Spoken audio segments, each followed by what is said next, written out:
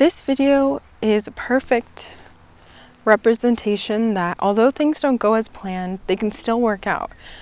What I mean by that is my initial concept for this video completely changed in the middle of creating it. And this portion that you're seeing right now, I already tried to film the other day and it went horribly wrong.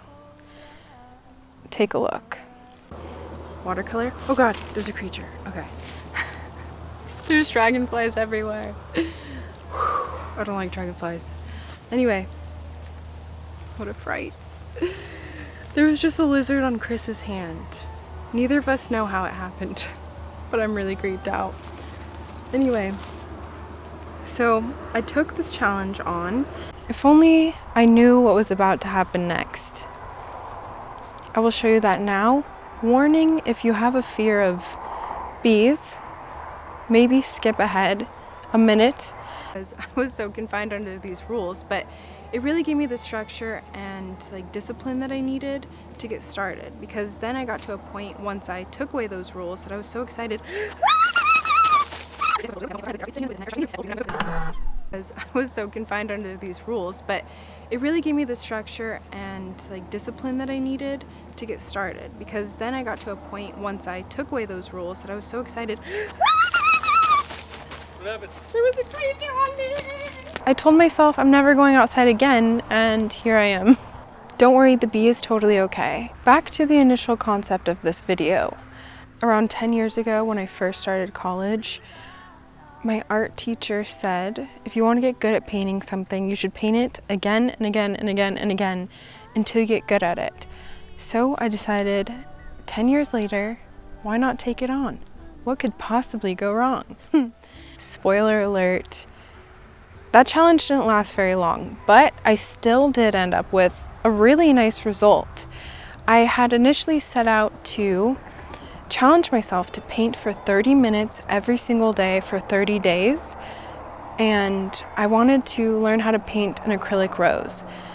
And I have never painted an acrylic rose before, so I didn't really know what I was doing. And sometimes I have a problem with perfectionism, which stops me from painting in the first place because I feel like I want it to be good so badly, and I often hate the process. So I thought I would take away all of that concern by completely painting over my painting from the day before, or just completely erasing it after I was done. And that did work surprisingly well. The first week was really cool. This cat is up to no good.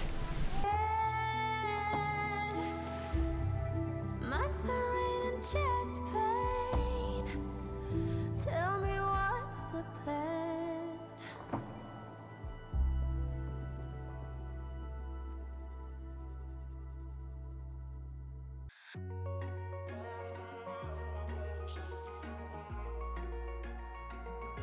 I kind of went in without too much of a plan.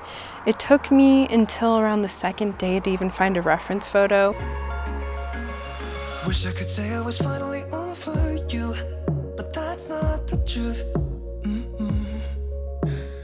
Everyone always keep falling in love again. The fuck's wrong with them? I don't understand. Maybe it will pass by. Someone save me for I pass out. I'm too lonely to be done. I'm a drink at this place. Yeah. Why am I the only one who's left in the rain with nobody to hold on to? Why am I the only one who's feeling this pain when there should be two of us? Even on the second day, I was getting way too experimental, and I ended up really not liking that version. But by day 3, I was pretty set on a reference photo. Although it wasn't the best photo, it was kind of blurry. I really liked the shape of the flower, so I set my sight on creating that piece. Initially, I also was painting on top of my previous rose, which it only took until day 3 to realize it's kind of cheating. And then I started completely erasing my rose that I had before. And so I set on this journey of painting this single rose every single day, and I would set a 30-minute timer And by the end of it, I would have something that resembled a pretty decent rose.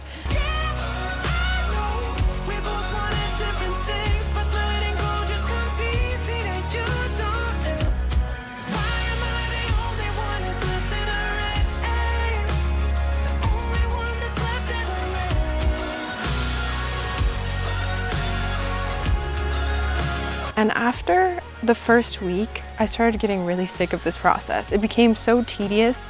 Then I realized I'm starting to create a rose that is getting worse. Like I started, I hit my peak probably around day 5 or 6, and then it was just going completely downhill from there. And then I had a very important realization, which is art is not supposed to be so confined. You need creative freedom, and although that structure was really good to get me started, because without it, maybe I wouldn't have painted at all. But yeah, it was kind of the kick in the ass that I needed, and I decided, you know what, I'm taking away my rules, and I'm no longer going to limit myself to 30 minutes a day, because although some days that seemed incredibly long, there were other days where it seemed super short and I didn't even get to the stem, and I could only add so much detail in that short amount of time. So I decided, you know what, forget the 30-minute time limit. I'm going to change it to at least 30 minutes a day. And I wasn't going to be looking at the clock as much. I was just going to make sure I committed to 30 minutes a day, and setting up my paintings and my paint supplies and stuff, that was a reasonable amount of time to paint. Having to do just 30 minutes strictly was kind of tedious, especially while filming. Then I realized, the whole point of this is to develop my skill. I want to paint a rose, and I'm not going to get there if I keep starting over every single day. So I decided, you know what, no more starting over. I'm going to commit to at least 30 minutes a day, and I'm going to continue on the same rose. And I also took away the limit of 30 days because it may take longer and it may be even shorter, but I didn't want to pressure myself in any way. I was already committed to this project, and I just wanted it to be enjoyable at this point. So after taking away those strict rules, things changed dramatically. I was able to incorporate layers that really developed over the course of days that I wasn't able to achieve in that short time span, because simply the layers weren't dry enough to have the same effect. And sometimes, maybe all the time, when paint dries, it just looks different than when it's wet. And so being able to go back to the same painting the next day was super helpful with that.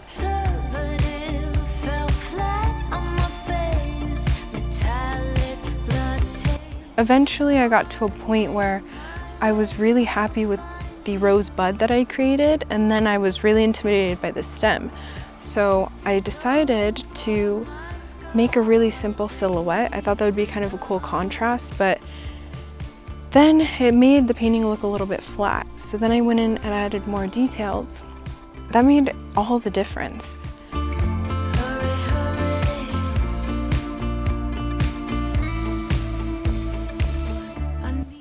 This is the rose that I ended up with in the end. It took me around 7 hours. It's kind of crazy to think that, an initial 30 minutes or even at least a day adds up to so much.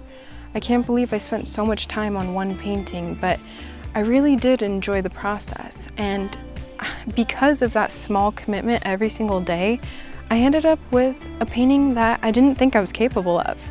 I mean, you could see here the difference between day 1 and day 14, and it's dramatic. It's not only the time limit that I had, but the skill that I truly learned over time. I learned, how to apply more realistic layers, how to add shadows and highlights and make the illusion of depth. And although it's not perfect, it's definitely something I'm so happy about. In summary, I'm glad that I did this challenge. It was really annoying at times having to create such a strict, structured schedule. It made painting mundane, but it almost was exactly what I needed to get started. I made a small 30-minute commitment to myself, and I ended up greatly improving my skills in a simple 7 hours.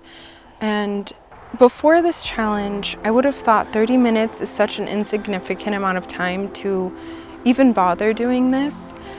But to see the growth that has happened just by incorporating 30 minutes each day over the course of 2 weeks, it's crazy how much I've improved. And so I definitely think that if there's something you want to do but you feel like maybe a little bit too intimidated by, or you don't have enough time, this is proof that you have enough time, because I guarantee everybody has at least 30 minutes a day. One of my favorite quotes, small steps lead to great accomplishments. And they really do.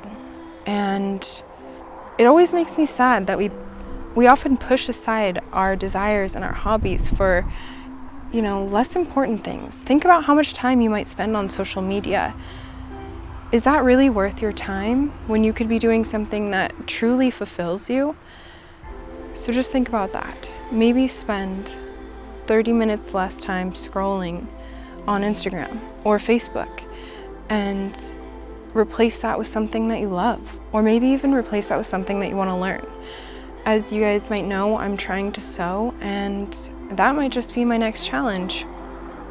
Anyway, thank you so much for watching this video. I appreciate you so much.